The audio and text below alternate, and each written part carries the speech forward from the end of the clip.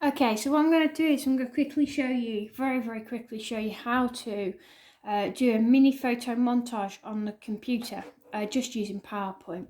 All right, so I've printed or I've copy and pasted 3 pictures: a picture of a tree, a picture of my favourite celebrity, Ian Somerhalder, and I have printed, copied and pasted a picture of a cityscape. The reason why I've done this is because I'm very aware that he's an activist for the environment, for the world, wants to save the world, wants to improve climate change. So therefore I thought the city would be quite fun because it's obviously what he thinks that these are destroying the environment, and I thought maybe having a tree coming out of his head like one of the artists would be quite good as well. So all I'm going to do is very quickly and very crudely is show you what to do. So if you double click the picture, okay, and what it does is it brings up this bar here where you can see remove background. All right, and it with that purple is all the bit that's going to be removed.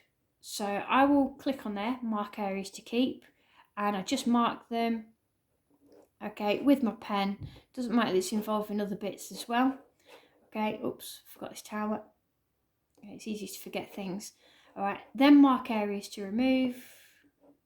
Okay, you can see it starts to kind of pull away at the cityscape, just like that. All right, now you can spend a bit more time zooming in and making sure that you're getting all of the background in between the buildings and so on, but you get the idea, okay? And then click keep changes. All right, and then we can select that in the bottom of the PowerPoint. To go into transparency, to change transparency, you go up to this bit here, transparency, and select the transparency level that you want. Okay, I've done exactly the same with Ian Somerhalder's head. Okay, and I'm just going to make his head massive. Brilliant. Okay, and I just think, well, do I want that behind or in front of the cityscape? Okay, quite like that. Somewhat behind, yeah, I like that. But then is it worth me making his head a bit more transparent? So we can kind of have a bit of a mess around with that. And see which one we want. Probably going to go for this one. All right, and then double click on this one. Now this one's a bit strange. In fact, just going to discard. I'm going to make this a bit bigger. I would quite like for this tree to be popping out of his head. Again, I told you it was going to be crude. As in, it's going to be rough. You can do this a lot better than me. I'm absolutely sure of it. Okay, you'll probably also be able to find images that don't get pixelated when you enlarge them. That would 2-pixeled images will blurred images will knock your grade down. Okay, so remove the background. Can you see here? Look, it's removing all of it because it can't quite tell what bits it wants to keep. So if we then marking areas to remove, marking areas to keep. Okay, we can start drawing along the branches. All right, so we start picking on the bits that we definitely want to keep. So that's brought up quite a lot more here. And now you can go through and start looking at which bits you want to remove. Okay, so you can take your time with this. All right, if you want to go full on brilliant with it all, you can remove quite a bit. Okay,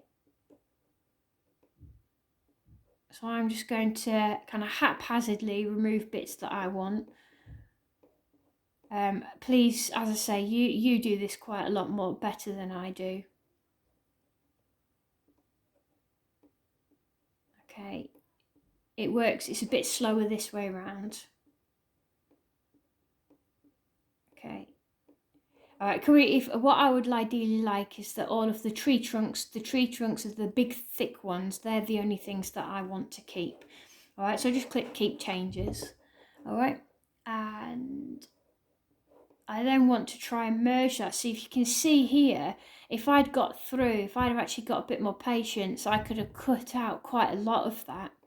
And then you would be able to see his head, okay, in front of the tree. Okay, so it's not going to work as well because I've not had enough patience to do it. Okay, so let's see what happens when I explode that across, and then let's send that backwards and backwards again. So you can see here, if I click on his head, I can click on transparency, look, and I can make him even more transparent so that he's only got his tree. Alright, so his tree is part of it. So if I now double click that, so if I double click his head,